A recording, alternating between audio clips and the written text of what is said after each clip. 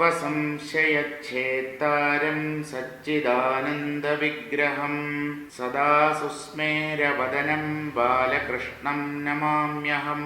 എല്ലാവർക്കും എൻ്റെ വിനീതമായ പ്രണാമം. 21ാമത്തെ ശീർഷകമാണ് നമ്മൾ ഇന്ന് വായിക്കാൻ പോകുന്നത്. വളരെ ചെറിയ ശീർഷകമാണ്, 10-12 വരികൾ മാത്രമേ ഉള്ളൂ. അതിൻ്റെ പേര് സദ്ഗുരു ലാഭം എന്നാണ്. കഴിഞ്ഞ ദിവസം നമ്മൾ വായിച്ചത് സാധന ചതുഷ്ടയ സമ്പത്ത് ഏതൊക്കെയാണ് എന്നുള്ള കാര്യമാണ്. അങ്ങനെ സാധന ചതുഷ്ടയ സമ്പത്ത് നേടിക്കഴിഞ്ഞാൽ സദ്ഗുരുവിൻ്റെ അടുത്ത് ചെന്ന് ആത്മതത്വത്തെക്കുറിച്ച് ചോദിച്ച് മനസ്സിലാക്കണം. തദ്വിദ്ധി പ്രണിപാതേന പരിപ്രശ്നേന സേവയാ ഉപദേക്ഷ്യന്തി തേ ജ്ഞാനം ജ്ഞാനിന തത്വദർശിനഃ എന്നാണ് ഗീതയിൽ കൃഷ്ണൻ പറയുന്നത്. അതിനെ അറിയൂ അർജുന. തദ്വിദ്ധി പ്രണിപാതേന, ബ്രഹ്മജ്ഞാനികളെ അവരുടെ വാസസ്ഥാനത്ത് ചെന്ന് നമസ്കരിക്കൂ. പരിപ്രശ്നേന സേവയ, അവരോട് ചോദ്യം ചോദിക്കൂ. അറിയാനൊരു വെമ്പലുണ്ടാകട്ടെ ഈ ആത്മതത്വത്തെക്കുറിച്ച്. ഗുരുശുശ്രൂഷ ചെയ്യൂ. അങ്ങനെയാണെങ്കിൽ ഉപദേക്ഷ്യന്തി തേ ജ്ഞാനം, അവർ നിനക്ക് ജ്ഞാനം ഉപദേശിക്കും. ആത്മതത്വം എന്താണ് എന്നുള്ള കാര്യം ഉപദേശിച്ചു തരും. ആരാണവർ? ജ്ഞാനിനസ് തത്വദർശിനഃ, തത്വദർശികളായ ജ്ഞാനികൾ. ഉള്ള വസ്തുവിനെ കണ്ടെത്തിയവരാണ് ആ മഹാത്മാക്കൾ. അവർക്ക് മാത്രമേ അതെന്താണെന്നും അതിനെ എങ്ങനെയാണ് പ്രാപിക്കേണ്ടതെന്നും ഉള്ള കാര്യങ്ങളൊക്കെ പറഞ്ഞ് മനസ്സിലാക്കി തരാൻ പറ്റൂ. കാരണം അവർ ആ സത്യത്തെ കണ്ടെത്തിയവരാണ്. കണ്ടെത്താതെ ബുദ്ധിപരമായി ഗ്രഹിച്ചിട്ട് എന്തെങ്കിലും പറഞ്ഞതുകൊണ്ട് ജ്ഞാനമാവില്ലല്ലോ. അറിവാണത്. ആത്മതത്വത്തെക്കുറിച്ച് പുസ്തകങ്ങളിൽ നിന്നും അതുപോലെ ആചാര്യന്മാരിൽ നിന്നുമൊക്കെ കേട്ട് ഗ്രഹിക്കുക എന്നുള്ളത് ജ്ഞാനം തന്നെയാണ്. പക്ഷെ അത് വിജ്ഞാനമാവണ്ടേ. വിജ്ഞാനം എന്ന് പറഞ്ഞാൽ സ്വാനുഭവം. ആ കേട്ടത് അനുഭവത്തിൽ വരണം. അങ്ങനെ വന്നാലേ അറിവ് പൂർണ്ണമാവുകയുള്ളൂ. ഉപനിഷത്തുകളിലും ഇതേ കാര്യം തന്നെയാണ് പറയുന്നത്. ഒരു ആചാര്യനെ കണ്ടെത്തണം. ഉത്തിഷ്ഠത ജാഗ്രത പ്രാപ്യ വരാൻ നിബോധത. കഠോപനിഷത്തിന്റെ ഉദ്ഘോഷമാണ്. എഴുന്നേൽക്കൂ, ചടഞ്ഞുകൂടി കിടക്കരുത്. തമസിന്റെ കുഴിയിൽ വീണ് കിടക്കുകയാണ് മനുഷ്യൻ. അതുകൊണ്ട് ആദ്യം എഴുന്നേൽക്കൂ. ഉത്തിഷ്ഠത, ആ ഉറക്കച്ചടവൊക്കെ മാറട്ടെ. മയക്കം, ആ തമോ ഗുണത്തിന്റെ സ്വാധീനത്തിൽ നിന്ന് മുക്തനാകൂ. ജാഗ്രത, എഴുന്നേറ്റ് കഴിഞ്ഞാൽ വീണ്ടും ആ തമസിലേക്ക് ചെന്ന് വീഴരുത്. ഉണർന്നു തന്നെ വർത്തിക്കണം. ആത്മാവിൽ ഉണർന്നു വർത്തിക്കണം. പിന്നെ അജ്ഞാന നിദ്രയിൽ വീണ്ടും പതിക്കരുത്. ഉത്തിഷ്ഠത ജാഗ്രത വരാൻ പ്രാപ്യ നിബോധത. പ്രാപ്യ വരാൻ നിബോധത എന്ന് പറഞ്ഞാൽ വരാൻ പ്രാപ്യ നിബോധത. വരന്മാർ എന്ന് പറഞ്ഞാൽ ശ്രേഷ്ഠന്മാർ, തത്വദർശികൾ എന്നർത്ഥം. അവരെ പ്രാപിച്ച് അവരുടെ അടുത്ത് ചെന്ന് നിബോധത, ഈ ആത്മതത്വത്തെ കേട്ട് മനസ്സിലാക്കൂ. അങ്ങനെ ഒന്നുണ്ട് എന്ന കാര്യത്തിൽ നമുക്ക് അല്പം പോലും സംശയമുണ്ടാകരുത്. ആത്മതത്വത്തെക്കുറിച്ച് കൂടുതൽ കൂടുതൽ കേൾക്കുമ്പോഴാണ് അതിനെക്കുറിച്ച് നമ്മുടെ ഉള്ളിൽ ഉണ്ടായിരുന്ന സംശയവും അവ്യക്തതയും ഒക്കെ നീങ്ങിക്കിട്ടുന്നത്. അതുകൊണ്ട് ധാരാളം കേൾക്കണം. ആത്മതത്വത്തെക്കുറിച്ച് വീണ്ടും വീണ്ടും കേൾക്കണം. കേട്ടതിനെ നല്ലതുപോലെ മനനം ചെയ്യുകയും വേണം. ഇതിനൊക്കെ ഒരു സദ്ഗുരു ആവശ്യമാണ്. ആചാര്യനോട് നമ്മുടെ സംശയങ്ങൾ ചോദിക്കാം. അദ്ദേഹം പറയുന്നത് സശ്രദ്ധം ശ്രവിക്കുമ്പോൾ നമ്മുടെ സംശയങ്ങൾ തീർന്നു കിട്ടുകയും ചെയ്യും. അതുകൊണ്ടാണ് സദ്ഗുരു ലാഭം എന്ന ഈ ശീർഷകം ചിന്താരത്നത്തിൽ ആചാര്യൻ ഉൾപ്പെടുത്തിയിരിക്കുന്നത്. നോക്കാം. ബോധവാനായി പിന്നെ സദ്ഗുരു ലാഭം വേണം. സത്തുചിത്താനന്ദമായിരുന്നിടുന്ന ഗുരു സദ്ഗുരു വരൻ തസ്യ കരുണാ കടാക്ഷത്താൽ വസ്തുവെന്തെന്നു കേട്ടു ചിന്തിച്ചു ബോധിക്കുമ്പോൾ ഉൾത്തളീരിങ്കലാത്മജ്ഞാനവും ഉണ്ടായി വരും. ചിത്തത്തിൽ വിവേകവും ഉണ്ടാകുമാവോളവും. ബോധവാനായി പിന്നെ സദ്ഗുരു ലാഭം വേണം. ആദ്യം ബോധവാനാകണം എന്ന് പറഞ്ഞാൽ സാധന ചതുഷ്ടയ സമ്പത്ത് നേടിയിരിക്കണം. അറിവുള്ളവനാണ് സാധന ചതുഷ്ടയ സമ്പത്ത് നേടാൻ ശ്രമിക്കുന്നത്. അതുകൊണ്ട് തന്നെ ഈ സാധന ചതുഷ്ടയത്തെ സമ്പാദിക്കുന്നവൻ അറിവുള്ളവനാണ് എന്ന് സമ്മതിക്കേണ്ടി വരും. അതാണ് ബോധവാനായി, അറിവുള്ളവനായി സാധനചതുഷ്ടയ സമ്പത്ത് നേടി പിന്നെ സദ്ഗുരു ലാഭം വേണം. ഒരു സദ്ഗുരുവിനെ സമീപിക്കണം. സദ്ഗുരു എന്ന് പറഞ്ഞാൽ ദുഷ്ടന്മാരായ ഗുരുക്കന്മാരുണ്ടോ എന്നൊരു സംശയം വരും. ഉണ്ട്.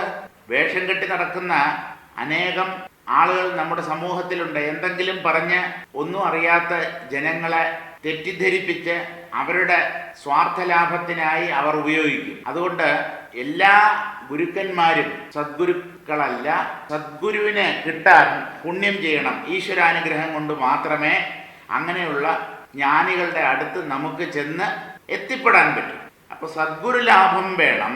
സത്വജിത്ത് ആനന്ദമായി ആയിരുന്നിടുന്ന ഗുരു, ആ ആചാര്യൻ ആത്മജ്ഞാനം സിദ്ധിച്ച ആളായിരിക്കണം. ആത്മാവിനെ അറിഞ്ഞവൻ ആത്മാവാണ്. ബ്രഹ്മവിദ് ബ്രഹ്മൈവ ഭവതി എന്നാണ് ഉപനിഷത്ത് പ്രഖ്യാപിക്കുന്നത്. ബ്രഹ്മത്തെ അറിഞ്ഞവൻ ബ്രഹ്മമായി തീരുന്നു. അറിയുന്നതിലൂടെ ആയിത്തീരൽ, അതാണ് ഈ ബ്രഹ്മസാക്ഷാത്കാരത്തിൽ സംഭവിക്കുന്നത്. താൻ ഇപ്പോഴേ ബ്രഹ്മമാണ്. അതൊന്നറിയുമ്പോൾ ആ കാര്യം തെളിഞ്ഞു കിട്ടും. താൻ ബ്രഹ്മമായിരുന്നാലും ആ സംഗതി അറിയുന്നില്ല എങ്കിൽ ബ്രഹ്മമായിരുന്നിട്ടും പ്രയോജനമില്ല. ഞാൻ മനുഷ്യനാണെങ്കിലും മനുഷ്യനാണ് എന്ന് ഞാൻ അറിയുന്നില്ലെങ്കിൽ എന്നെ മൃഗമോ പക്ഷിയോ ഒക്കെയായി ഞാൻ വിചാരിച്ചിരിക്കും. അതിൻ്റെതായ ബുദ്ധിമുട്ടുകളും ഉണ്ടാകും. അതുകൊണ്ട് ബ്രഹ്മമായിരുന്നാൽ പോരാ, താൻ ബ്രഹ്മമാണ് എന്നുള്ള വസ്തുതയെ ഗ്രഹിക്കുകയും വേണം. സംശയലേശമന്യേ സത്വജിത്ത് ആനന്ദമായിരുന്നിടുന്ന ഗുരു, ബ്രഹ്മത്തെ സാക്ഷാത്കരിച്ച ആളായതുകൊണ്ട് ആ ആചാര്യനും സത്ത് ചിത്ത് ആനന്ദം സ്വരൂപമായിട്ടുള്ളവനാണ്. സദ്ഗുരുവരൻ, സദ്ഗുരു പോലുമല്ല, സദ്ഗുരുക്കളിൽ വെച്ച് ശ്രേഷ്ഠൻ, അങ്ങേയറ്റത്തെ ബ്രഹ്മനിഷ്ഠൻ. അദ്ദേഹത്തിന്റെ സാമീപ്യം നമുക്ക് കിട്ടണം. നമ്മളാണ് ആചാര്യനെ തേടി പോകേണ്ടത്. അപൂർവം ചില പുണ്യാത്മാക്കളെ തേടി ആചാര്യന്മാരും എത്താറുണ്ട്. അതിന് മഹാപുണ്യം ചെയ്യണം, ഒരു സംശയവുമില്ല കാര്യത്തിൽ. ശിഷ്യനെ തേടിയെത്തുന്ന ഗുരു, ഗുരുവിനെ തേടി പോകുന്ന ശിഷ്യന്മാരാണ് ഉപനിഷത്തുകളിൽ എവിടെയും കാണാനുള്ളത്. പക്ഷേ അപൂർവം ചില സുഹൃതികൾ അവരുടെ മഹാഭാഗ്യം കാരണമായിട്ട് ആചാര്യൻ അവരുടെ അടുത്തേക്ക് വരും. എന്തും സംഭവിക്കാം. ഈ മായയുടെ മണ്ഡലത്തിൽ എന്തും സംഭവിക്കാം. സദ്ഗുരുവരൻ തസ്യ കരുണാകടാക്ഷത്താൽ, ആ ഗുരുനാഥന്റെ കരുണാകടാക്ഷം നമ്മുടെ മേൽ പതിക്കണം. അദ്ദേഹത്തിന് തോന്നണം ഇവൻ ആത്മജ്ഞാനം നേടാൻ എന്തുകൊണ്ടും യോഗ്യനാണ്. അങ്ങനെ അദ്ദേഹത്തിന്റെ കാരുണ്യവും അദ്ദേഹത്തിന്റെ ഉള്ളിലുള്ള അറിവും രണ്ടും കൂടെ ആചാര്യന്റെ നോട്ടത്തിലൂടെ നമ്മളിലേക്ക് പ്രവഹിക്കും. വാഗൊണ്ടൊന്നും പറയണ്ട. വാഗൊണ്ട് പറയുന്നതൊക്കെ താഴേക്കിടയിലുള്ള ജ്ഞാന പ്രക്രിയയാണ്. ആചാര്യ സന്നിധിയിൽ, ഗുരുവിന്റെ സന്നിധിയിൽ ചെന്നിരിക്കുമ്പോൾ അദ്ദേഹം പ്രേമപൂർവം കരുണയോടുകൂടെ ഈ ആത്മതത്വം ഇവന് മനസ്സിലാകട്ടെ, ഉള്ളിൽ പ്രകാശിക്കട്ടെ എന്ന് അദ്ദേഹം വിചാരിച്ചാൽ ഉള്ളിൽ പ്രകാശിക്കും. അതെങ്ങനെയാ? കാരണം ഈ ആചാര്യൻ ബ്രഹ്മമാണ്. ബ്രഹ്മം വിചാരിച്ചാൽ എന്താ കിട്ടാത്തത്? ആചാര്യന്റെ രൂപത്തിലിരിക്കുന്നത് സാക്ഷാത് ബ്രഹ്മം, ചുമ പോലും ബ്രഹ്മം എന്നാണ് ബാലകൃഷ്ണൻ സാർ പറഞ്ഞത്. സർവം ബ്രഹ്മമയം. അങ്ങനെ ഇരിക്കുമ്പോ ജഡങ്ങൾ പോലും, അചേതനങ്ങളായ വസ്തുക്കൾ പോലും യഥാർത്ഥത്തിൽ ബ്രഹ്മമായിരിക്കെ സചേതനനായ ആചാര്യൻ ബ്രഹ്മമാവില്ല എന്നുണ്ടോ? എന്നാലും മറ്റു ജീവന്മാരെ അപേക്ഷിച്ച് ആചാര്യന് മഹത്വം കൂടുതലുണ്ട്. അങ്ങനെ സദ്ഗുരുവരൻ തസ്യ കരുണാകടാക്ഷത്താൽ, അദ്ദേഹത്തിന്റെ കരുണാകടാക്ഷം കൊണ്ട് വസ്തു എന്തെന്ന് കേട്ട് ചിന്തിച്ച് ബോധിക്കുമ്പോൾ, ആചാര്യ സന്നിധിയിൽ എത്തിപ്പെട്ടാൽ എന്ത് ചോദ്യം അദ്ദേഹത്തോട് ചോദിക്കണം എന്ന് തീരുമാനിക്കുന്നത് ആചാര്യന്റെ അനുഗ്രഹമാണ്. അല്ലെങ്കിൽ വേറെ എന്തെങ്കിലും നാട്ടുവിശേഷവും കൊച്ചു വർത്തമാനവും ഒക്കെ പറഞ്ഞിട്ട് നമ്മൾ ഇങ്ങ് തിരിച്ചു വരും. ചോദിക്കേണ്ടത് ചോദിക്കാതെ ഇങ്ങ് മടങ്ങി വരും. അതുകൊണ്ട് ആത്മതത്വ സംബന്ധിയായ ചോദ്യങ്ങൾ ആചാര്യനോട് ചോദിക്കാൻ അദ്ദേഹത്തിന്റെ തന്നെ കാരുണ്യം നമ്മളിൽ പ്രവർത്തിക്കണം. അതാണ് തസ്യ കരുണാകടാക്ഷത്താൽ വസ്തു എന്തെന്ന് കേട്ട് നമ്മൾ ചോദിക്കണം. എന്താ കുഞ്ഞെ വന്നത്? എന്നെ തേടി എന്തിനാണ് നീ എത്തിയത് എന്ന് ചോദിക്കുമ്പോൾ നമ്മുടെ ആഗമനോദ്ദേശ്യം അദ്ദേഹത്തെ അറിയിക്കണം. എൻ്റെ പ്രശ്നം ഇന്നതാണ്, എനിക്ക് ഈ സംസാരത്തിൽ ജീവിച്ച് മതിയായി, ഈ ദുഃഖങ്ങളിൽ നിന്ന് എനിക്ക് രക്ഷ നേടിയേ പറ്റൂ, അതിന് ആത്മജ്ഞാനമാണ് മാർഗം എന്ന് ഞാൻ നല്ലപോലെ മനസ്സിലാക്കിയിരിക്കുന്നു, അത് അങ്ങയിൽ നിന്ന് കിട്ടും എന്നുള്ള പ്രതീക്ഷയോടുകൂടി പ്രത്യാശയോടുകൂടി ഞാൻ അങ്ങയുടെ സമക്ഷത്തിൽ എത്തിയിരിക്കുകയാണ് എന്ന് പറയാൻ കഴിയണം.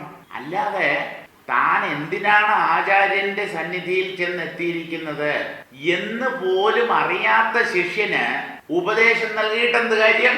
അതുകൊണ്ട് തന്റെ ആവശ്യം ഉന്നയിക്കണം. ആര്? ശിഷ്യൻ. അതാണ് വസ്തു എന്തെന്ന് കേട്ട് നമ്മൾ ചോദിക്കണം, എന്താണ് ആത്മതത്വം എന്ന് ചോദിച്ച് അത് ആചാര്യൻ പറയും. അത് കേട്ട് ചിന്തിച്ച്, ശ്രവണത്തെ തുടർന്ന് മനനം, വേണ്ടവണ്ണം ചിന്തിച്ച് ബോധിക്കുമ്പോൾ ഉള്ളിൽ ആ തത്വം ഉറയ്ക്കും. ഗുരുമുഖത്ത് നിന്ന് തത്വത്തെ ശ്രവണം ചെയ്ത് തുടർന്ന് അതിനെക്കുറിച്ച് തന്നെ പല പ്രാവശ്യം മനനം ചെയ്താലേ ആ തത്വം ഉറയ്ക്കൂ. അതാണ് കേട്ട് ചിന്തിച്ച് ബോധിക്കുമ്പോൾ എന്ത് സംഭവിക്കും? ഉൾത്തളിരിങ്കലാത്മജ്ഞാനവും ഉണ്ടായി വരും, ചിത്തത്തിൽ വിവേകവും ഉണ്ടാകുമാവോളവും. ഉൾത്തളിരിങ്കൽ ആത്മജ്ഞാനവും ഉണ്ടായി വരും. ഉൾത്തളിര് എന്ന് പറഞ്ഞാൽ ഈ ആത്മജ്ഞാനം പ്രകാശിക്കണമെങ്കിൽ നിർമ്മലമായ ഒരു ഹൃദയം വേണം. പൂ പോലെ, പട്ടുപോലെ മൃദുലമായ, അതിലുള്ള മുള്ളും മുഷ്കുമൊക്കെ പുറത്തേക്ക് പോകണം. മാർദ്ദവമുള്ളതാവണം ആ ഹൃദയം എന്ന് പറഞ്ഞാൽ സത്വഗുണം കൊണ്ട് നിറയ്ക്കപ്പെട്ട ഹൃദയമാവണം. അപ്പോൾ ആ മനസ്സ് തളിരുപോലെ നിർമ്മലമായി, ഭാരം കുറഞ്ഞിരിക്കും. ദുഃഖങ്ങൾ ആ മനസ്സിനെ വലുതായി അലട്ടുകയില്ല. അതാണ് ഉൾത്തളിർ എന്ന് പറഞ്ഞത്. ആ ഉൾത്തളിരിൽ ആത്മജ്ഞാനവും ഉണ്ടായി വരും. ബ്രഹ്മം മാത്രമേ യഥാർത്ഥത്തിൽ ഇവിടെയുള്ളൂ എന്ന തത്വത്തെ ആചാര്യ മുഖത്തിൽ നിന്നും നല്ലതുപോലെ കേട്ട് ആ തത്വത്തിൽ ഉറപ്പുവരുമ്പോൾ ഉള്ളിൽ ആത്മജ്ഞാനം ഉണ്ടാകും. ചിത്തത്തിൽ വിവേകവും ഉണ്ടാകും ആവോളവും. നേരത്തെ തന്നെ വിവേകിയാണ്. സാധന ചതുഷ്ടയ സമ്പത്തിലെ ഒരു അംശം എന്ന് പറയുന്നത് വിവേകമാണ്. ആ വിവേകം ഉള്ളത് കൊണ്ടാണ് ഈ മറ്റ് 3 സമ്പത്തുകളെയും കൂടെ ചേർത്ത് 4 സമ്പത്തുകളെ സ്വന്തമാക്കി പിന്നീട് ആചാര്യന്റെ അടുത്ത് എത്തുന്നത്. എന്നാലും ഈ ആത്മതത്വത്തെ കുറിച്ച് കൂടുതൽ ശ്രവിക്കും തോറും അതിനെക്കുറിച്ചുള്ള ധാരണ ബുദ്ധിയിൽ നല്ലതുപോലെ പതിയുമ്പോൾ വിവേകവും അതോടൊപ്പം വർദ്ധിക്കും. അതാണ് ചിത്തത്തിൽ വിവേകവും ഉണ്ടാകും ആവോളവും. വേണ്ട പോലെ സമൃദ്ധമായി ഉള്ളിൽ വിവേകമുണ്ടാവും. എന്താണ് സത്യം, ഏതാണ് മിഥ്യ, ഈ കാര്യം ഉള്ളിൽ വ്യക്തമായി വേർതിരിയും. ജഡബോധങ്ങൾ ബുദ്ധിയുടെ തലത്തിലാണ് വേർതിരിയേണ്ടത്, പുറത്തല്ല. ഇത് നല്ലതുപോലെ മനസ്സിലാക്കണം. ജഡമേത് ബോധമേത്, ഇതിനെ നിർമ്മലമായ ബുദ്ധി കൊണ്ട്, സൂക്ഷ്മ ബുദ്ധി കൊണ്ട് വിവേചനം ചെയ്തു വേണം അറിയാൻ. അങ്ങനെ വിവേകം ആവോളം ഉണ്ടാവും. അതിനുശേഷമോ ചിത്തശുദ്ധിയും ഭക്തി ശ്രദ്ധയും ഉണ്ടാമപ്പോൾ തത്വബോധവും ഉണ്ടായി ജ്ഞാനിയായി ഭവിച്ചിടും. വിവേകമുണ്ടാകും. ചിത്തശുദ്ധി കുറെയൊക്കെ നേടിയിട്ടുണ്ട്. നേരത്തെ തന്നെ ആചാര്യന്റെ അടുക്കൽ എത്തുന്നതിന് മുമ്പ് തന്നെ ആചാര്യനിൽ നിന്ന് ഈ ആത്മതത്വത്തെ കൂടുതൽ കേൾക്കുമ്പോൾ വിവേകം വർദ്ധിച്ചു വരുമെന്ന് പറഞ്ഞു. അതുപോലെ തന്നെ ചിത്തശുദ്ധിയും വർദ്ധിച്ചു വരും. ഭക്തി ശ്രദ്ധയും ഉണ്ടാമപ്പോൾ ആചാര്യനോടും ആ പരമാത്മാവിനോടും ഭക്തി വർദ്ധിക്കും, ശ്രദ്ധ കൂടും. എന്താണ് ശ്രദ്ധ? ശാസ്ത്രങ്ങളുടെയും ആചാര്യന്റെയും വാക്കിലുള്ള അചഞ്ചലമായ വിശ്വാസമാണ് ശ്രദ്ധ. ആ ശ്രദ്ധ ദിനം പ്രതി അനുക്ഷണം വർദ്ധിച്ചു വരും. ഗുരുവിന്റെ സന്നിധിയിൽ കുറേ നേരം ഇരിക്കണം. ഇരുന്ന് നല്ലതുപോലെ ആ ആത്മതത്വത്തെ ശ്രവിക്കുകയും വേണം. ശ്രവിച്ച് മനനം ചെയ്യണം. മനനം ചെയ്യുമ്പോൾ പലതരത്തിലുള്ള സംശയങ്ങൾ ഉണ്ടാവും. അതൊക്കെ ആചാര്യനോട് തന്നെ ചോദിച്ച് സംശയ നിവൃത്തി വരുത്തുകയും വേണം. അപ്പൊ ചിത്തശുദ്ധിയും വർദ്ധിക്കും, ഭക്തി ശ്രദ്ധകളും വർദ്ധിക്കും, തത്വബോധവും ഉണ്ടായി. അതിനെ തുടർന്ന് തത്വജ്ഞാനം, ആത്മജ്ഞാനം, ബ്രഹ്മസാക്ഷാത്കാരം അതുണ്ടാവും. അത് കിട്ടിക്കഴിഞ്ഞാൽ നമ്മുടെ ജീവിതം സഫലം. അങ്ങനെ ജ്ഞാനിയായി ഭവിച്ചിടും, ജ്ഞാനിയായി മാറും. ആ ശിഷ്യൻ. കർമ്മങ്ങൾ ചെയ്തിടുന്നതൊക്കെയും അപ്പോൾ ദേഹധർമ്മമെന്നറിയുമ്പോൾ ഒക്കെയും ജ്ഞാനാഗ്നിന ദഹിച്ചിടുന്നു ദേഹശൂന്യമാം കൈവല്യവും ഭവിച്ചിടുന്നു പിന്നെ ജന്മമില്ലാതെ വണ്ണം. ജ്ഞാനം നേടിക്കഴിഞ്ഞാൽ ഇനി എന്താ സംഭവിക്കുന്നത്? ജ്ഞാനാനന്തരമുള്ള ജീവിതം. കർമ്മങ്ങൾ ചെയ്തിടുന്നതൊക്കെയും അപ്പോൾ ജ്ഞാനപ്രാപ്തിക്ക് ശേഷം ചെയ്യുന്ന കർമ്മങ്ങൾക്ക് ഫലമില്ല എന്നാണ്. കർമ്മങ്ങൾ ചെയ്യുന്നുണ്ട്, പക്ഷേ ആ കർമ്മങ്ങളുടെ ഫലങ്ങൾ ആ വ്യക്തി അനുഭവിക്കേണ്ടതായി വരുന്നില്ല. എന്തുകൊണ്ട്? വ്യക്തിത്വ നാശമാണല്ലോ ആത്മസാക്ഷാത്കാരം. ഞാൻ ചെയ്യുന്നു എന്ന ഭാവം പിന്നെ ഉള്ളിലുണ്ടാവില്ല.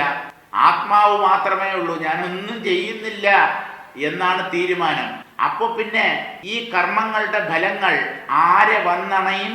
ആരുടെ അടുത്ത് വരും? കർമ്മഫലം എവിടെയെങ്കിലും ചെന്ന് പറ്റണ്ടേ? കർത്താവിലാണ് കർമ്മഫലങ്ങൾ ചെന്ന് പറ്റുക.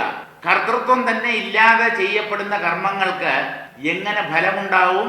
അതാണ് പറയുന്നത്, കർമ്മങ്ങൾ ചെയ്തിടുന്നതൊക്കെയും ജ്ഞാന ലബ്ധിക്ക് ശേഷം ചെയ്യുന്ന കർമ്മങ്ങൾ അതൊക്കെ ശരീരതലത്തിൽ മാത്രമേ ഉള്ളൂ. ഉള്ളുകൊണ്ട് ഞാനൊന്ന് എന്തെങ്കിലും ചെയ്യുന്നു എന്നുള്ള വിചാരം ജ്ഞാനിക്കില്ല. അപ്പോൾ ശരീരം വെറും ഒരു പൊങ്ങുതടി പോലെ ഈ ലോകത്ത് ഒഴുകി നടക്കും. പൊങ്ങുതടി ചലിക്കുന്നുണ്ട് വെള്ളത്തിൽ, അല്ലേ? പക്ഷേ താൻ ചലിക്കുന്നു എന്ന വിചാരം അതിനുണ്ടോ? താൻ ഒഴുകുന്നു? ഇല്ല. എന്നാൽ ഒഴുകി പോകുന്നില്ലേ? ഉണ്ട്. ഇതുപോലെ ജ്ഞാനി കർമ്മങ്ങൾ ചെയ്യുന്നില്ലേ? ഉണ്ട്. പക്ഷേ ഞാൻ ഈ കർമ്മങ്ങളുടെ കർത്താവാണ് എന്ന വിചാരം അദ്ദേഹത്തിനുണ്ടോ? ഇല്ല. അതൊക്കെ ശരീരം ചെയ്യുന്നു. അപ്പൊ അങ്ങ് ശരീരമല്ലേ? അല്ല. ശരീരം ചെയ്യുന്ന കർമ്മങ്ങളിൽ ഞാൻ എന്തിന് ഞാൻ ചെയ്യുന്നു എന്ന ഭാവത്തെ പുലർത്തണം. അതിന്റെ ആവശ്യമില്ല. ഞാൻ ദേഹമല്ല, ദേഹവിലക്ഷണമായ ആത്മാവാണ്. ദേഹം പ്രകൃതി കാര്യമാണ്, മായാകാര്യമാണ്. മായയാണ് ഈ കർമ്മങ്ങൾക്ക് ഉത്തരവാദി. അങ്ങനെ ഉറപ്പുവരുന്ന ഒരാളെ കർമ്മങ്ങൾ ബന്ധിക്കുകയില്ല. ഇങ്ങനെയാണ് നമ്മൾ കർമ്മബന്ധത്തിൽ നിന്നും മുക്തരാകേണ്ടത്. കർമ്മങ്ങൾ ചെയ്തിടുന്നതൊക്കെയും അപ്പോൾ ദേഹധർമ്മം എന്നറിയുമ്പോൾ അതൊക്കെ ശരീരധർമ്മങ്ങളാണ്. ശരീരം ജഡമാണ്. ജഡം എന്തൊക്കെയോ ചെയ്യുന്നു. അവിടെ പോകുന്നു, ഇവിടെ പോകുന്നു, വാങ്ങുന്നു, കൊടുക്കുന്നു, നടക്കുന്നു, ഓടുന്നു, പാചകം ചെയ്യുന്നു, വിളമ്പുന്നു, അരയ്ക്കുന്നു, വണ്ടിയിൽ കയറി യാത്ര ചെയ്യുന്നു, സെമിനാറുകളിൽ പങ്കെടുക്കുന്നു, ഐക്യരാഷ്ട്രസഭയിൽ വലിയ സദസ്സിന്റെ മുമ്പിൽ പ്രഭാഷണം നടത്തുന്നു. ഒന്നുമില്ല ഇവിടെ. വിവേകാനന്ദ സ്വാമിയോട് അദ്ദേഹത്തിന്റെ ചിക്കാഗോ പ്രസംഗത്തെക്കുറിച്ച് കുറെ നാളുകൾക്ക് ശേഷം ഏതോ പത്രപ്രവർത്തകനോ മറ്റോ ചോദിച്ചു, സ്വാമിജി, ആ വിശ്വപ്രസിദ്ധമായ ചിക്കാഗോ അഡ്രസ്, ചിക്കാഗോയിലെ ആ സർവമത സമ്മേളനത്തിൽ അങ്ങ് നടത്തിയ ആ ഗംഭീരൻ പ്രസംഗമുണ്ടല്ലോ, അതിനെക്കുറിച്ച് അങ്ങ് ഇപ്പോൾ എന്താണ് കരുതുന്നത്? അത് സഫലമായോ? അത് വേണ്ടത്ര ആളുകൾക്ക് പ്രയോജനപ്പെട്ടുവോ? മനുഷ്യ മനസ്സിനെ അത് നല്ലവണ്ണം സ്വാധീനിച്ചുവോ? കുറെ പേർക്കെങ്കിലും ബുദ്ധിക്ക് തെളിച്ചം കിട്ടിയോ? എന്താണ് അങ്ങയുടെ ഇപ്പോഴുള്ള കാഴ്ചപ്പാട്? അതിന് വിവേകാനന്ദ സ്വാമി നൽകിയ മറുപടി ബാലകൃഷ്ണൻ നായർ സാർ പറയും, glad I was born, glad I suffered a lot, glad I did big blunders. ഇതാണ് വിവേകാനന്ദ സ്വാമി പറഞ്ഞ വാക്ക്. എന്താണ് അതിന്റെ അർത്ഥം? glad I was born, ഞാൻ ജനിച്ചു, അതിൽ ഞാൻ സന്തോഷിക്കുന്നു. ഒരു ശരീരം എടുത്ത് വന്നല്ലോ. വിവേകാനന്ദ സ്വാമിജിയുടെ പടമൊക്കെ നമ്മൾ കണ്ടിട്ടുണ്ടല്ലോ. അദ്ദേഹത്തിന് ഒരു ശരീരമുണ്ട്, ജനിച്ചു. glad I suffered a lot, ഞാൻ ഒരുപാട് ദുരിതങ്ങൾ അനുഭവിച്ചു, പലതരത്തിലും കഷ്ടപ്പെട്ടു, പട്ടിണി കിടന്നു, രോഗബാധിതനായി, പലതരത്തിലുള്ള കഷ്ടപ്പാടുകളും ഞാൻ അനുഭവിച്ചു. പിന്നെ ചോദിച്ച ചോദ്യം എന്തായിരുന്നു? ചിക്കാഗോ മതസമ്മേളനത്തിൽ തന്റെ പ്രഭാഷണത്തെ കുറിച്ചാണല്ലോ ചോദിച്ചത്. അതിനെക്കുറിച്ച് സ്വാമിജിയുടെ വിലയിരുത്തൽ ഇങ്ങനെയായിരുന്നു, glad I did big blunders. ഞാൻ എന്റെ ജീവിതത്തിൽ കാട്ടിക്കൂട്ടിയ പമ്പര വിഡ്ഢിത്തങ്ങളുടെ ശിഖരത്തിൽ നിൽക്കുന്നതാണ് ആ ചിക്കാഗോ പ്രസംഗം. ഏറ്റവും വലിയ മണ്ടത്തരമാണ് ചിക്കാഗോ പ്രസംഗം എന്ന് ഞാൻ ഇപ്പോൾ വിലയിരുത്തുന്നു. നിങ്ങൾക്ക് ഇതിനെക്കുറിച്ചൊക്കെ എന്താണ് പറയാനുള്ളത്? അല്ലെങ്കിൽ നിങ്ങളുടെ ഉള്ളിൽ വരുന്ന വിചാരം എന്താണ് ഇതൊക്കെ കേൾക്കുമ്പോൾ? താൻ ചെയ്തു കൂട്ടിയതൊക്കെ പരമ അബദ്ധമായിരുന്നു എന്നുള്ള തിരിച്ചറിവാണ് ജ്ഞാനം എന്ന് പറയുന്നത്. അല്ലാതെ ഞാൻ അത് ചെയ്തു ഇത് ചെയ്തു അങ്ങോട്ട് പോയി ഇങ്ങോട്ട് പോയി മഹാകാര്യങ്ങൾ ചെയ്തു സാമൂഹ്യ സേവനം നടത്തി, ഇതൊന്നുമല്ല. ഞാൻ കാണിച്ചതൊക്കെ പമ്പര വിഡ്ഢിത്തം, അങ്ങേയറ്റത്തെ ബ്ലണ്ടേഴ്സ് എന്ന് വിവേകാനന്ദ സ്വാമികളെ പോലെ പറയാൻ കഴിഞ്ഞാൽ, വാഗൊണ്ടല്ല ആത്മാർത്ഥതയോടുകൂടെ ആ കാര്യം ബോധ്യപ്പെട്ട് പറയാൻ കഴിഞ്ഞാൽ നമ്മൾ ജ്ഞാനികൾ, അല്ലെങ്കിൽ അജ്ഞാനികൾ. അപ്പോ ദേഹധർമ്മങ്ങളാണ് കർമ്മങ്ങൾ, ഞാൻ ദേഹമല്ല. മായയാണ് ദേഹങ്ങളെ ചലിപ്പിക്കുന്നത്. അതുകൊണ്ട് ആ ദേഹധർമ്മങ്ങളിലും ഇന്ദ്രിയ മനോബുദ്ധി ധർമ്മങ്ങളിലും ഒന്നും അവയുടെ പ്രവൃത്തികളിലൊന്നും എനിക്ക് ഒരു പങ്കുമില്ല. ഞാൻ ശുദ്ധബോധമാണ്, ഞാൻ എല്ലാറ്റിൻ്റെയും സാക്ഷിയാണ്. ഇതാണ് അറിവ്, ജ്ഞാനം എന്ന് പറയുന്നത്. ദേഹധർമ്മം എന്നറിയുമ്പോൾ ഒക്കെയും ജ്ഞാനാഗ്നിനാ ദഹിച്ചിടുന്നു. ഇങ്ങനെ ഒരു ഉറപ്പ് ബോധ്യം ഒരാൾക്കുണ്ടായി എങ്കിൽ ജ്ഞാനാഗ്നിയിൽ ആ കർമ്മങ്ങളൊക്കെ കത്തിച്ചാമ്പലായി ആകും. ആ കർമ്മങ്ങളുടെ ഫലം ആ വ്യക്തിയെ വന്നണയുകയില്ല. കാരണം താൻ ചെയ്യുന്നു എന്നുള്ള വിചാരം തന്നെ ഇല്ല. പിന്നീടോ ദേഹശൂന്യമാം കൈവല്യവും ഭവിച്ചിടുന്നു. ശരീരമില്ലാത്ത മോക്ഷം, ശരീരത്തോടു കൂടിയ മോക്ഷത്തെയാണ് ജീവൻ മുക്തി എന്ന് പറയുന്നത്. ജ്ഞാനികളൊക്കെ ജീവൻ മുക്തന്മാരാണ്. ജ്ഞാനിയുടെ ശരീരം പതിച്ചു കഴിഞ്ഞാൽ, ആ ശരീരം നിശ്ചേഷ്ടമായി കഴിഞ്ഞാൽ അവർ വിദേഹമുക്തി നേടുന്നു എന്നാണ് ശാസ്ത്രം പറയുന്നത്. വ്യത്യാസമൊന്നുമില്ല. മറ്റുള്ളവരുടെ അജ്ഞാനികളുടെ കാഴ്ചപ്പാടിലാണ് ഈ ജീവൻ മുക്തിയും വിദേഹമുക്തിയും. ജ്ഞാനിക്ക് ആകപ്പാടെ ഒരൊറ്റ മുക്തിയേ ഉള്ളൂ. ശരീരത്തോടു കൂടെ അദ്ദേഹം മറ്റുള്ളവരുമായി വ്യവഹരിക്കുമ്പോൾ അദ്ദേഹത്തെ ജീവൻ മുക്തൻ എന്ന് അജ്ഞാനികൾ പറയും. അദ്ദേഹത്തിന്റെ ശരീരവും കൊഴിഞ്ഞു പോകുമ്പോൾ അദ്ദേഹം വിദേഹമുക്തനായി എന്ന് ഇതേ അജ്ഞാനികൾ പറയും. വാസ്തവത്തിൽ ഒരൊറ്റ മോക്ഷമേ ഉള്ളൂ. ഈ രണ്ട് മോക്ഷങ്ങൾക്ക് തമ്മിൽ അന്തരമൊന്നുമില്ല. ആ വ്യത്യാസം എന്ന് പറയുന്നത് മറ്റുള്ളവരുടെ കാഴ്ചപ്പാടിൽ മാത്രമാണ്. അപ്പോ ആദ്യം ജീവൻ മുക്തനാകുന്നു, അതാണ് ജ്ഞാനാഗ്നിയിൽ കർമ്മങ്ങളൊക്കെ കത്തിച്ചാമ്പലാകുന്നു എന്ന് പറയുന്നത്. അപ്പോഴാണ് ജീവൻ മുക്തി കൈവരുന്നത്. തുടർന്ന് പ്രാരബ്ധം അവസാനിക്കുമ്പോൾ ആ ശരീരവും കൊഴിഞ്ഞു പോകും. ദേഹശൂന്യമാം കൈവല്യവും ഭവിച്ചിടുന്നു. അതാണ് വിദേഹമുക്തി, ദേഹം ഇല്ലാത്ത മുക്തി. മറ്റേത് ശരീരത്തിൽ ഇരിക്കവേ തന്നെ മോക്ഷസുഖം അനുഭവിക്കുന്നതാണ് ജീവൻ മുക്തി. ഇങ്ങനെ വിദേഹ കൈവല്യം നേടുന്നു. പിന്നെ ജന്മമില്ലാതെ വണ്ണം ആ പുണ്യാത്മാവ് പിന്നെ ജനിക്കുകയില്ല. ഒരു ശരീരം സ്വീകരിച്ച് വീണ്ടും ഈ ഭൂമുഖത്ത് പ്രത്യക്ഷപ്പെടുകയില്ല. മറ്റൊരു മാതാവിന്റെ ഗർഭത്തിൽ ആ ജീവൻ പ്രവേശിക്കുകയില്ല. സമുദ്രത്തിൽ നിന്ന് തെന്നിമാറിയ ഒരു ജലബിന്ദു വീണ്ടും അതേ സമുദ്രത്തിൽ പതിച്ച് സമുദ്രമായി തീരുന്നത് പോലെയാണ് ജീവന്റെ വിദേഹമുക്തി അല്ലെങ്കിൽ മുക്തി. പിന്നീട് ആ തിരിച്ച് വെള്ളത്തിലേക്ക് വീണ, കടലിലേക്ക് വീണ ആ തുള്ളിയെ നമുക്ക് വേറിട്ട് കണ്ടെത്താൻ പറ്റില്ല. ആ ജീവഭാവം എന്നേക്കുമായി ബ്രഹ്മസമുദ്രത്തിൽ വിലയം പ്രാപിച്ചിരിക്കുന്നു. ബ്രഹ്മത്തിന് ജനന മരണങ്ങളില്ലല്ലോ. ഈ ജീവനാകുന്ന ജലത്തുള്ളിയും ആ ബ്രഹ്മസാഗരത്തിൽ പതിച്ച് അതായി തീരുമ്പോൾ പിന്നെ ജീവൻ ബ്രഹ്മമെന്നുള്ള ഭേദം തന്നെ ഇല്ല. പിന്നെ ആര് പുനർജനിക്കാൻ? അതോടുകൂടെ ജനന മരണരൂപമായ സംസാരത്തിന് ആത്യന്തികമായ ഒരു പൂർണ്ണ വിരാമം സംഭവിക്കുന്നു. അതാണ് മനുഷ്യജന്മത്തിന്റെ പരമമായ ലക്ഷ്യം. സാരം വായിക്കാം. മുമുക്ഷു ബോധവാനായിരിക്കണം. ബോധവാനായിരിക്കണം എന്ന് പറഞ്ഞാൽ അറിവുള്ളവനായിരിക്കണം. മണ്ടനായി ജീവിക്കരുത്. കോഴനോ വങ്കനോ ആയി ഇവിടെ ജീവിക്കരുത്.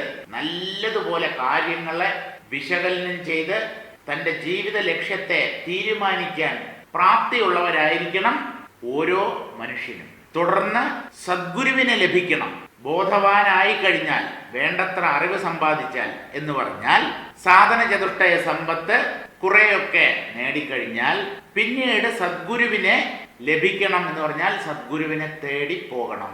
അയ്യോ, എനിക്ക് കുടുംബം ഉണ്ടല്ലോ, ഓഫീസിൽ പോകണമല്ലോ. ഈ കുടുംബവും ഓഫീസും ഒക്കെ കെട്ടിപ്പിടിച്ചുകൊണ്ടിരുന്ന അതൊന്നും ശാശ്വതമല്ല. അമൂല്യമായ മനുഷ്യജന്മം പാഴായിപ്പോവും. അതൊക്കെ ഉപജീവനത്തിന് വേണ്ടി നമുക്ക് അംഗീകരിക്കാം, തെറ്റില്ല. പക്ഷേ ഈ കുടുംബം പോറ്റുന്നതും ഓഫീസ് ഭരിക്കുന്നതും ഒക്കെയാണ് ജീവിത ലക്ഷ്യം എന്ന് തെറ്റിദ്ധരിക്കരുത്. സദ്ഗുരുവിനെ സമീപിക്കണം. സത്ത് ചിത്ത ആനന്ദവാനായിരിക്കുന്ന ഗുരുവാണ് സദ്ഗുരുവരൻ, പൂർണ്ണ ബ്രഹ്മനിഷ്ഠൻ. താൻ ബ്രഹ്മമാണ് എന്നുള്ള കാര്യത്തിൽ അദ്ദേഹത്തിന് അശേഷം സംശയമില്ല. ബ്രഹ്മവും താൻ മാത്രമല്ല, പ്രപഞ്ചത്തിലെ അനേക കോടി ജീവന്മാരും ബ്രഹ്മം തന്നെ എന്നുള്ള കാര്യത്തിൽ അദ്ദേഹത്തിന് അല്പം പോലും സംശയമില്ല. തൻ്റെ മുമ്പിൽ ജ്ഞാനത്തിനായി എത്തിച്ചേർന്നിരിക്കുന്ന ശിഷ്യനും ഇതേ ബ്രഹ്മം തന്നെയാണ് എന്ന ബോധത്തോടു കൂടിയാണ് ഒരു തത്വദർശി തത്വോപദേശം ചെയ്യുന്നത് എന്ന കാര്യവും നാം മറന്നുപോകരുത്. എന്നാ പിന്നെ എന്തിനാ ഉപദേശം? രണ്ടും ബ്രഹ്മമാണല്ലോ. അതെ, പക്ഷേ ഒന്ന് താൻ ബ്രഹ്മമാണെന്നറിഞ്ഞ ബ്രഹ്മം, അതാണ് ഗുരു. മറ്റേത് താൻ ബ്രഹ്മമാണെന്നറിയാതെ താൻ ബ്രഹ്മമാണ് എന്നുള്ള അറിവ് നേടാനായി എത്തിയിരിക്കുന്ന ബ്രഹ്മം. അതേ ഉള്ളൂ വ്യത്യാസം. രണ്ടും ബ്രഹ്മം തന്നെയാണ്, ആ കാര്യത്തിൽ സംശയമില്ല. സച്ചിദാനന്ദവാനായിരിക്കുന്ന ഗുരുവാണ് സദ്ഗുരുവരൻ. അദ്ദേഹത്തിന്റെ കരുണാകടാക്ഷത്താൽ വസ്തു എന്തെന്ന് കേട്ട് ചിന്തിച്ച് ബോധ്യപ്പെടുമ്പോൾ അന്തരംഗത്തിൽ ആത്മജ്ഞാനം ഉണ്ടാകും. മനസ്സ് പവിത്രമായി തീരും. നിർമ്മലമായ മനസ്സിലാണ് ആത്മാവ് വ്യക്തമായി പ്രതിഫലിക്കുന്നത്. അത് തന്നെയാണ് ആത്മജ്ഞാനം. ആ ആത്മജ്ഞാനം ഉള്ളിൽ പ്രകാശിക്കാൻ തുടങ്ങും. ചിത്തത്തിൽ വിവേകമുണ്ടാകും. നേരത്തെ വിവേകമുണ്ട്, വിവേകിയാണല്ലോ സദ്ഗുരുവിനെ സമീപിക്കുന്നത്. ഉള്ള വിവേകം ഇനിയും വർദ്ധിക്കും എന്നർത്ഥം. ചിത്തത്തിൽ വിവേകമുണ്ടാകും. അപ്പോൾ മനഃശുദ്ധിയും ഭക്തിയും ശ്രദ്ധയും ഉണ്ടാകും. തുടർന്ന് തത്വബോധം സിദ്ധിച്ച് ജ്ഞാനിയായി ഭവിക്കും. മുൻപ് ചെയ്ത കർമ്മങ്ങളെല്ലാം ദേഹധർമ്മം എന്ന അറിവ് ഉദയമാകും. 3 തരം കർമ്മങ്ങളെ കുറിച്ച് നമ്മൾ പറഞ്ഞിട്ടുണ്ടല്ലോ: സഞ്ചിതം, ആഗാമി, പ്രാരബ്ധം. ഈ 3 കർമ്മങ്ങളിൽ ജ്ഞാനാഗ്നിയിൽ 2 എണ്ണം കത്തിച്ചാമ്പലാകും. എന്ന് പറഞ്ഞാൽ സഞ്ചിതവും ആഗാമി. സഞ്ചിതം പൂർവജന്മങ്ങളിൽ നാം ചേർത്ത് വെച്ചിട്ടുള്ള കർമ്മങ്ങളുടെ ഫലങ്ങൾ. ആ സഞ്ചിതത്തിന്റെ ഒരംശമാണ് പ്രാരബ്ധ രൂപത്തിൽ ഓരോ ശരീരത്തിലും ഇരുന്ന് ജീവൻ അനുഭവിക്കുന്നത്. ആ സഞ്ചിതം മുഴുവൻ ജ്ഞാനാഗ്നിയിൽ കത്തിച്ചാമ്പലാകും. ഇനി ഈ പ്രാരബ്ധ ശരീരത്തിൽ ഇരുന്നു കൊണ്ട് നമ്മളിവിടെ ജീവിക്കുമ്പോഴും കർമ്മം ചെയ്യുന്നുണ്ടല്ലോ. ആ കർമ്മങ്ങളുടെ ഫലങ്ങൾ ആഗാമി എന്ന പേരിലാണ് അറിയപ്പെടുന്നത്. ഈ ആഗാമി എന്നുള്ള കർമ്മഫലം പഴയ സഞ്ചിതത്തിന്റെ കൂടെ ചെന്ന് ചേരും. ഈ 2 കർമ്മങ്ങളും, സഞ്ചിതവും ആഗാമിയും, ജ്ഞാനാഗ്നിയിൽ വെന്ത് വെണ്ണീറാകും. പ്രാരബ്ധം, അതിനെന്ത് സംഭവിക്കും? അത് ജ്ഞാനാഗ്നിയിൽ കത്തി ഇല്ലാതാകുമോ? ഇവിടെ ഒരു സംശയം വരും. പ്രാരബ്ധത്തെയും ജ്ഞാനാഗ്നി ദഹിപ്പിച്ചു കഴിഞ്ഞാൽ പിന്നെ ആ ശരീരം നിൽക്കില്ല.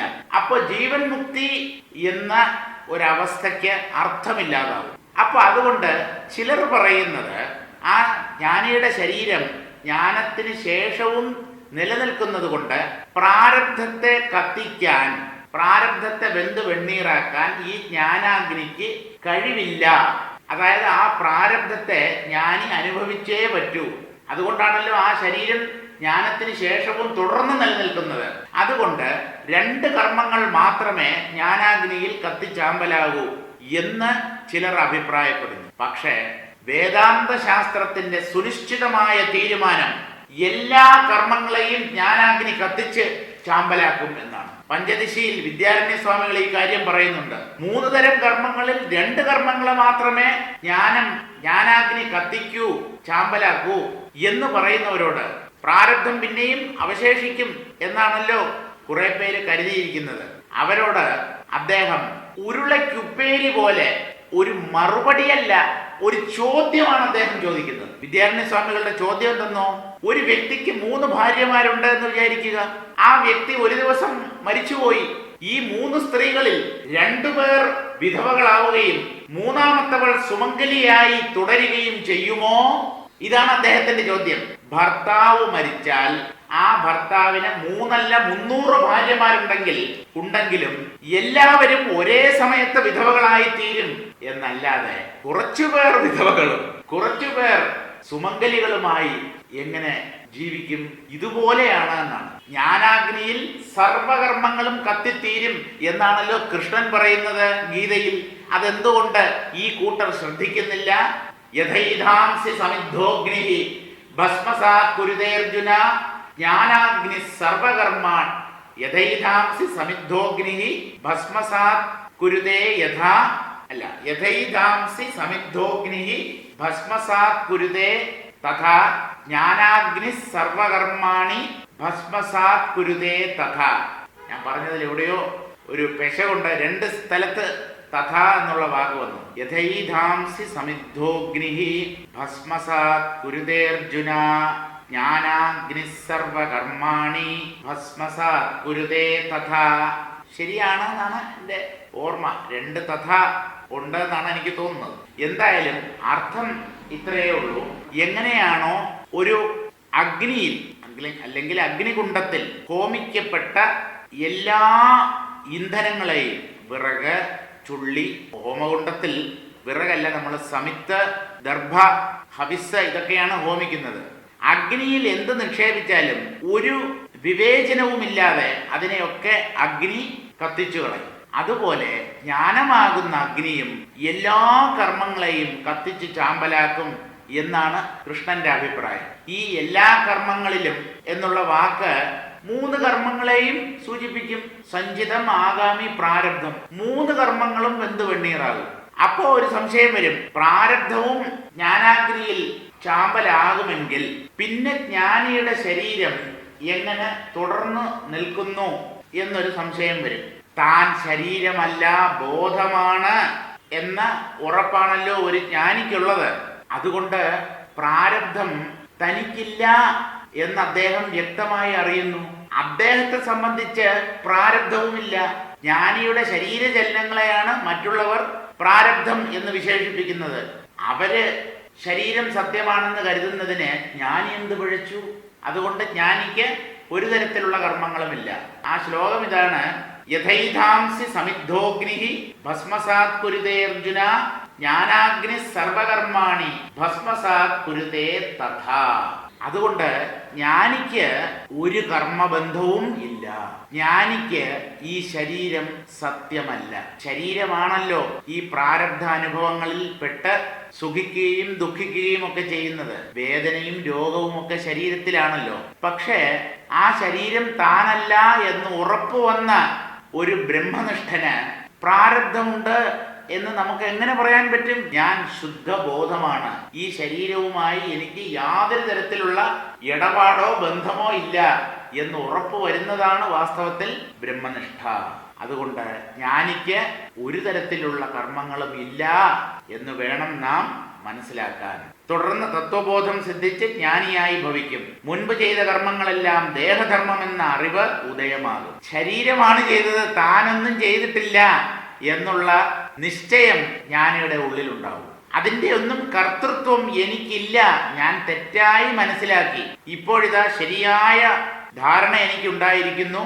ഞാൻ ചെയ്ത അല്ല, എൻ്റെ ശരീരം ചെയ്ത കർമ്മങ്ങളിൽ ഞാൻ ചെയ്തു എന്ന് ഞാൻ വിചാരിച്ചത് അബദ്ധമായിരുന്നു. അതോടുകൂടെ കർമ്മബന്ധങ്ങളിൽ നിന്ന് മുക്തനായി. നമ്മുടെ മനസ്സ്, നമ്മുടെ ചിന്ത, തീരുമാനം, ഇതാണ് നമ്മെ കർമ്മങ്ങളുമായി ബന്ധിപ്പിക്കുന്നതും അതുപോലെ ബന്ധങ്ങളിൽ നിന്ന് വിടുവിക്കുന്നതുമായ ഘടകം. ഇത് നമ്മൾ നല്ലതുപോലെ മനസ്സിലാക്കണം. എന്റെ കാഴ്ചപ്പാടെന്ത്? ഞാൻ കർത്താവൻ ആണ് എന്നാണോ? എങ്കിൽ നിങ്ങളെ കർമ്മബന്ധം പിന്തുടരും. ജന്മജന്മാന്തരങ്ങൾക്ക് ശേഷവും നിങ്ങൾ ചെയ്ത കർമ്മങ്ങളുടെ ഫലങ്ങൾ നിങ്ങളെ ഓടിച്ചിട്ട് പിടിക്കും, തോളത്ത് കയറിയിരിക്കും, പറ്റുമെങ്കിൽ ചെവിയും കടിക്കും. അതുകൊണ്ട് ഞാൻ ഒന്നും ചെയ്യുന്നില്ല, കാരണം ഞാൻ ബോധമാണ്. ദേഹമോ ഇന്ദ്രിയങ്ങളോ മനസ്സോ ബുദ്ധിയോ ഒന്നുമല്ല, ഈ വ്യക്തിത്വം പോലും വെറും നിഴലാണ് എന്നുള്ള വ്യക്തമായ അറിവാണ് ആത്മജ്ഞാനം എന്നതുകൊണ്ട് ഉദ്ദേശിക്കപ്പെടുന്നത്. ആ അറിവ് നേടിയ ഒരാൾ ഒരിക്കലും കർമ്മങ്ങളുടെ പിടിയിൽ പെടില്ല. അപ്പോൾ പ്രാരബ്ധ കർമ്മങ്ങളെല്ലാം ജ്ഞാനാഗ്നിയിൽ ദഹിക്കും. തുടർന്ന് ദേഹം ശൂന്യമായി ഭവിക്കും. എന്ന് പറഞ്ഞാൽ ശരീരം ആവിയായി ആകാശത്തിൽ വ്യാപിക്കും എന്നല്ല. ദേഹം ശൂന്യമായി ഭവിക്കും എന്ന് പറഞ്ഞാൽ തനിക്ക് ദേഹമില്ല എന്ന വ്യക്തമായ അനുഭവം ഉള്ളിലുണ്ടാവും. ശരീരത്തോടു കൂടി ഇരിക്കവേ തന്നെ തനിക്കും ഈ ശരീരത്തിനും യാതൊരു ബന്ധവുമില്ല, ഇത് വെറും ഭ്രമമാണ് എന്ന ഉറപ്പാണ് ഒരു ബ്രഹ്മനിഷ്ഠന്റെ ഉള്ളിലുണ്ടാകുന്നത്. അതാണ് ദേഹം ശൂന്യമായി ഭവിക്കും എന്ന് പറയുന്നതിന്റെ പൊരുൾ. പിന്നെ ജന്മമില്ലാത്തവണ്ണം കൈവല്യം സിദ്ധിക്കും. ഇനിയൊരു ജന്മം ഉണ്ടാകാത്ത രീതിയിൽ ശാശ്വതമായ മോക്ഷസ്ഥിതിയും ആ ജ്ഞാനിക്ക് ലഭിക്കും. നമുക്ക് ഇന്നത്തേക്ക് ഇവിടെ നിർത്താം. ആ സദ്ഗുരു ലാഭം എന്നുള്ള 21ാമത്തെ ശീർഷകം ഇതോടുകൂടി അവസാനിക്കുന്നു. അടുത്ത ദിവസം നമ്മൾ വായിക്കാൻ ഉദ്ദേശിക്കുന്നത് 22ാമത്തെ ശീർഷകമാണ്. അതിന്റെ പേര് മായ, മഹാമായ. മായയെക്കുറിച്ച് ഇതിനു മുമ്പ് വിവരിച്ചിട്ടുണ്ട്. എന്നാലും കുറച്ചുകൂടെ ആ വിഷയത്തിൽ വെളിച്ചം വീശാനായി വീണ്ടും അതേ വിഷയത്തെ തന്നെ ചർച്ചയ്ക്കെടുക്കുകയാണ്. ആ ഭാഗം നമുക്ക്